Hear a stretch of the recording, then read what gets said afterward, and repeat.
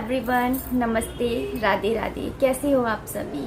तो बहुत ही जल्द नवरात्रि आने वाले हैं, शारदीय नवरात्रि। 17 अक्टूबर 2020 से शारदीय नवरात्रि आने वाले हैं और इसका जो शुभ मुहूर्त है वो सुबह के 6:30 से लेकर के 10:15 बजे तक रहेगा। और इस टाइम में आप जो नवरात्र हैं उनकी स्थापना कर सकते हैं। नवरात्रों की स्थापना करने को हम घट स्थापना करना भी कहते हैं।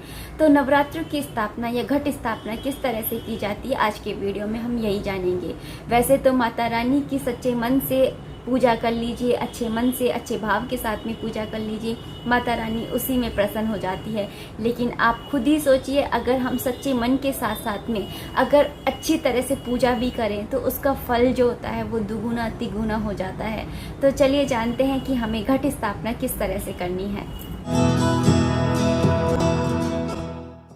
घट स्थापना करने के लिए या नवरात्रों की स्थापना करने के लिए सबसे पहले आपको सुबह जल्दी उठना होगा। सुबह जल्दी उठ जाने के बाद में आपको पूरे घर का झाड़ू पोछा कर लेना है।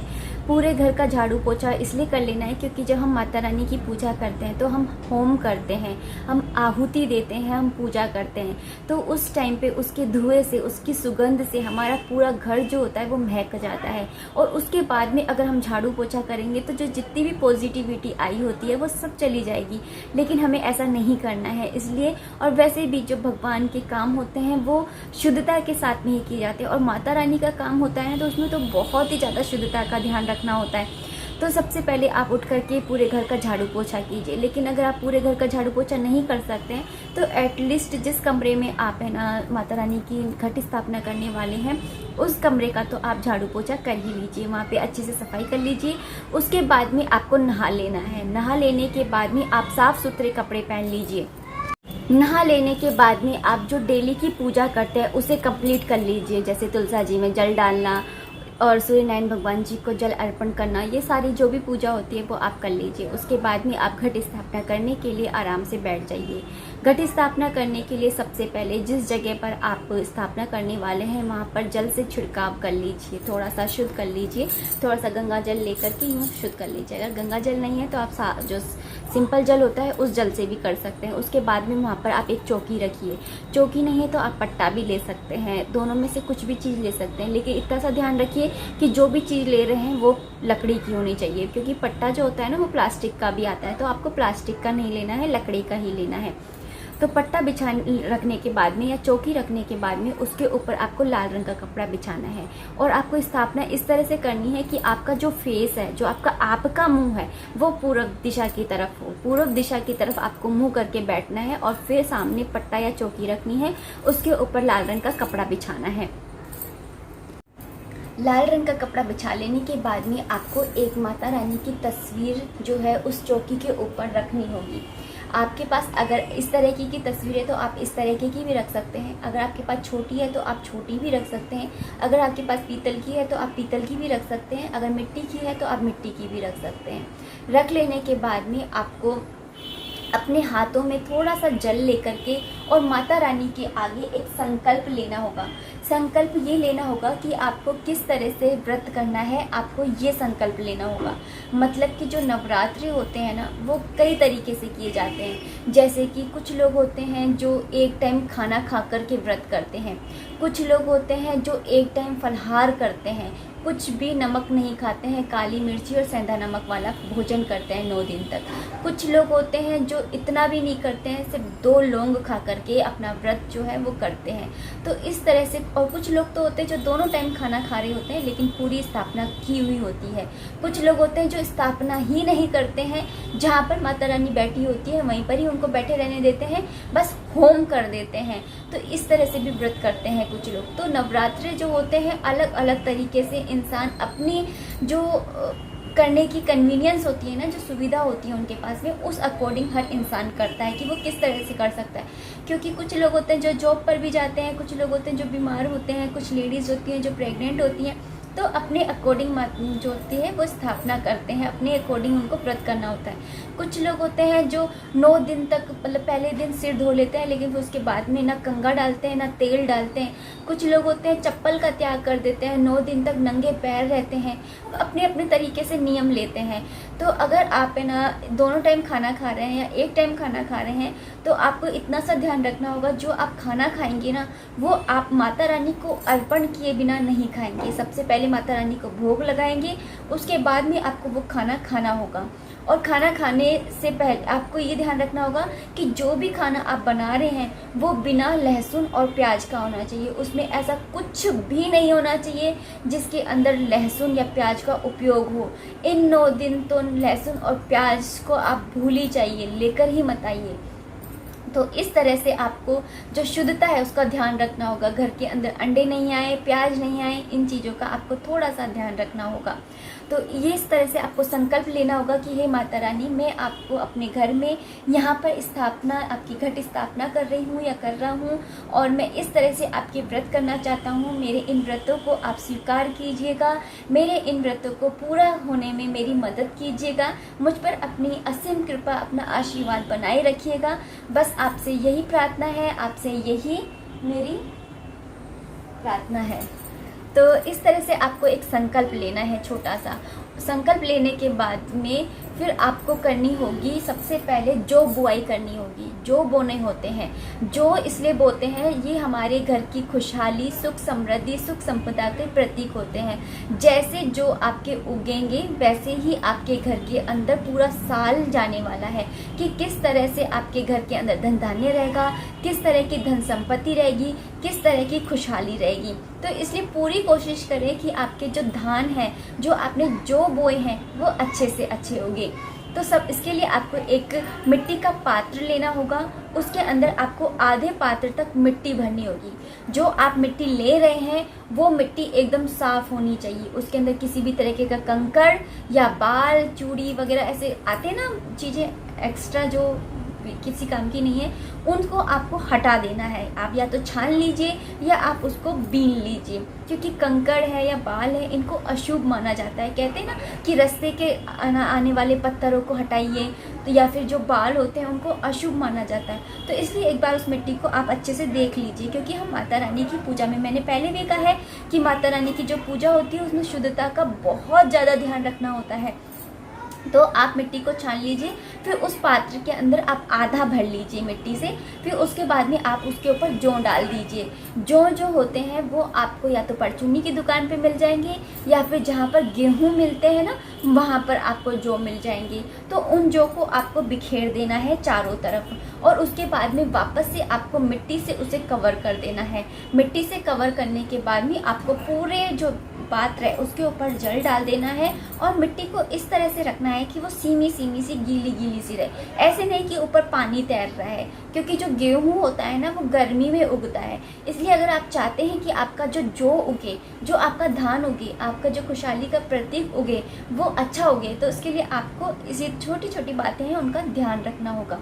और इसके अलावा जब भी आप सुबह के टाइम डेली जब भी पूजा करेंगे तो उस टाइम पर उसके अंदर रोज़ डेली आपको टीका लगाना होगा, चावल अर्पण करने होंगे, उसके बाद में जो जल होता है उसका छिड़काव करना होगा। ये सारे काम भी करने होंगे डेली भी।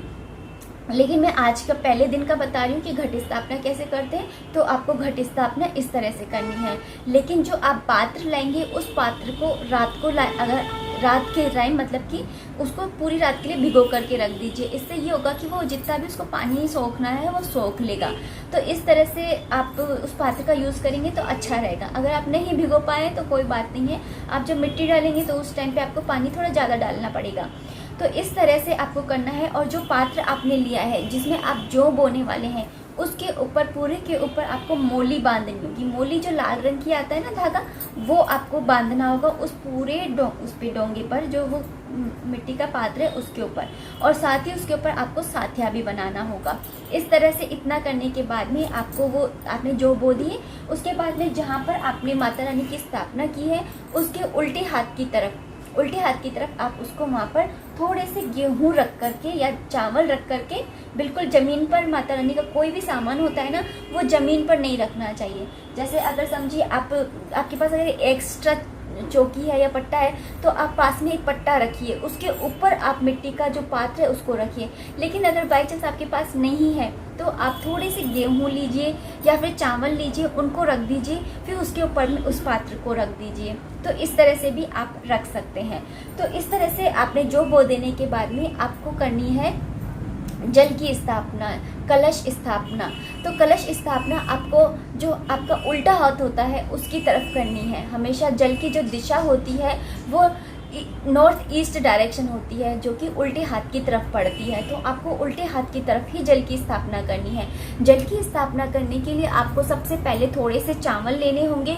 उन चावलों को हल्दी डाल करके पीले कर लीजिए, क्योंकि माता रानी की पूजा हो रही है तो पीले चावलों का उपयोग किया जाता है। उन चावलों को पीले कर लेने के बाद में अच्छे से पीले कर लीजिए।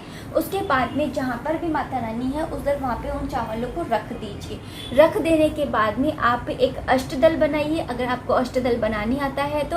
अगर आपको अष्टदल बनाने नहीं आता है तो कोई बात नहीं है, आप बस चावलों को रख दीजिए। उसके बाद में उनको इस तरह से कर दीजिए जिससे कि आपका जो कलश है वो स्थापित हो सके। तो करने के बाद में उसके ऊपर आपको कलश की स्थापना करनी है। अब कलश जो होता है आप या तो पीतल का ले सकते हैं, तांबे का ले सकते हैं, चांदी का भी ले सकते हैं, लेकिन ध्यान रहे आपको स्टील का, लोहे का नहीं लेना है। अगर आपके पास नहीं है तो आप मिट्टी का जो कलश आता है, मिट्टी का, कुछ लोग होते हैं मिट्टी का घड़ा भी रखते हैं। घट स्थापना मतलब कि घड़े की स्थापना भी करते हैं कुछ लोग। और कुछ लोग होते हैं जो पीतल का लोटा होता है उसकी स्थापना कर देते हैं। अगर वैसे तो जो हमारे बड़े बूढ़े हैं वो मिट्टी के जो घड़ा होता है ना उसी की ही स्थापना करते हैं। तो आप मिट्टी का घड़ा होता है वो भी रख सकते हैं, या फिर आपके पास तांबे का है तो आप तांबे का भी रख सकते हैं। तो वो आपको लेना होगा। उसको लेने के बाद में आपको सबसे पहले उसको धो लेना है, साफ कर लेना है। उसके बाद में आपको उसके ऊपर भी कलार डोरा यानी कि मोली बांधनी है। मोली बांध देने के बाद में आपको उसके एक साइड पर साथिया बनाना है और उसके दूसरी साइड पे आपको श्री लिखना है। श्री मतलब कि माता रानी। तो आपको इस तरह से लिखना है। उसके बाद में आपको उसके अंदर जल भर देना है। अगर आपके पास गंगा जल है तो आप उसके अंदर गंगा जल भरिए। अगर गंगा जल नहीं है तो आप साधारण जल भी भर सकते हैं और थोड़ी सी 2-4 बूंदे गंगा जल की डाल दीजिए। अगर नहीं है तो कोई बात नहीं है, ऐसा भी जल चल सकता है। तो आप जल डाल दीजिए। फिर उसके बाद में उसके अंदर आपको सिक्का डालना है, चावल डालने हैं। अगर आपके पास दूर्वा है तो आप दूर्वा डालिए। उसके अलावा कमल गट्टे हैं वो डालिए, हल्दी की गांठ डालिए। ये सारी चीज़ें डाल देने के बाद में उसके ऊपर आपको उन्हें कलश जो है उसको सजाना है। आप सजाने के लिए आम के पत्ते, अशोक के पत्ते या पान के पत्ते, इनमें से जो भी पत्ते आपको मिल जाएं उन पत्तों से आपको पूरे कलश को सजा देना है। सजाने के लिए आप पत्ते जो है 5, 7 इस तरह की जो गिनती होती है उस गिनती के अंदर आपको कलश के चारों तरफ पत्तों को सजा देना है, लगा देना है। उसके बाद में जो चारों तरफ से लग जाएंगे, उसके बाद में जो बीच की जो स्पेस होगी उस स्पेस पे आपको एक कटोरी ढकनी होगी, उस कलश को ढक देना है।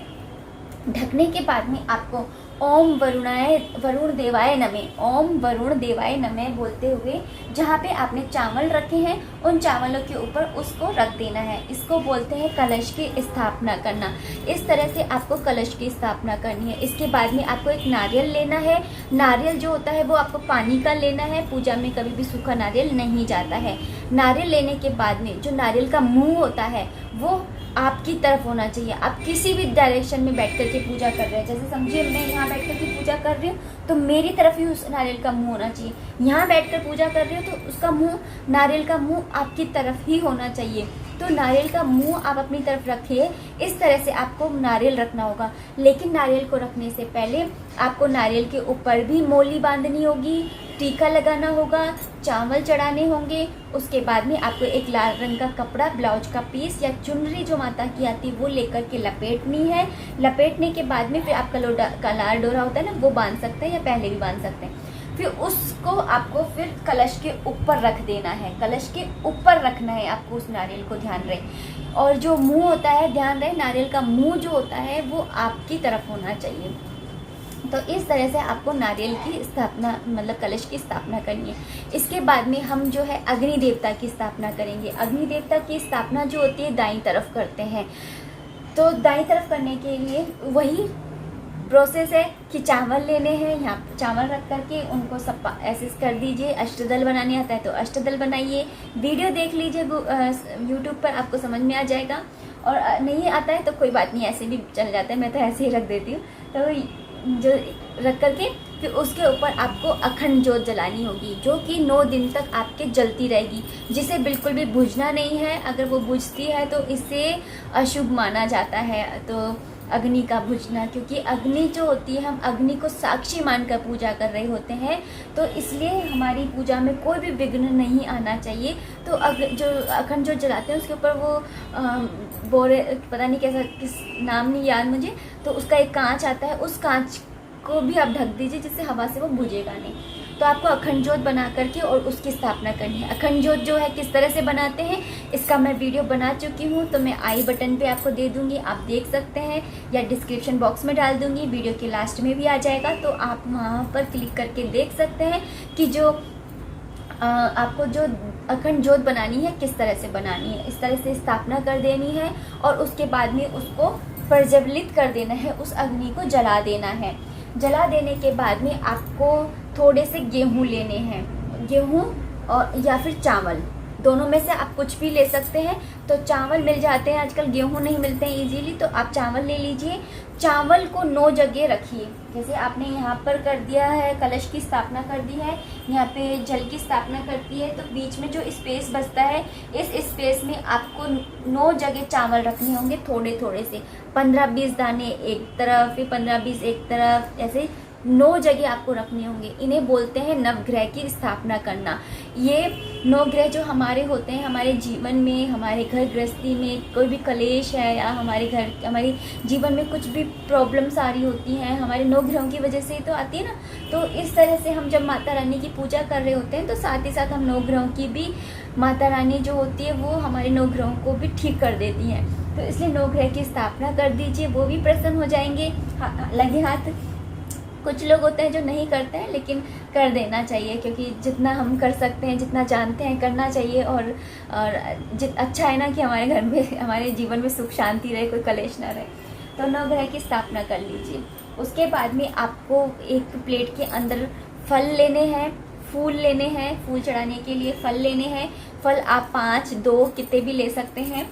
उसके अलावा आपको सूखे मेवे लेने हैं। सूखे मेवे में आप कुछ भी ले सकते हैं, किशमिश है या मखाने हैं या कुछ भी, जो भी आपके पास है वो आप ले सकते हैं। अखरोट है या बादाम है, जो भी है आप ले सकते हैं, वो रखिए एक कटोरी में।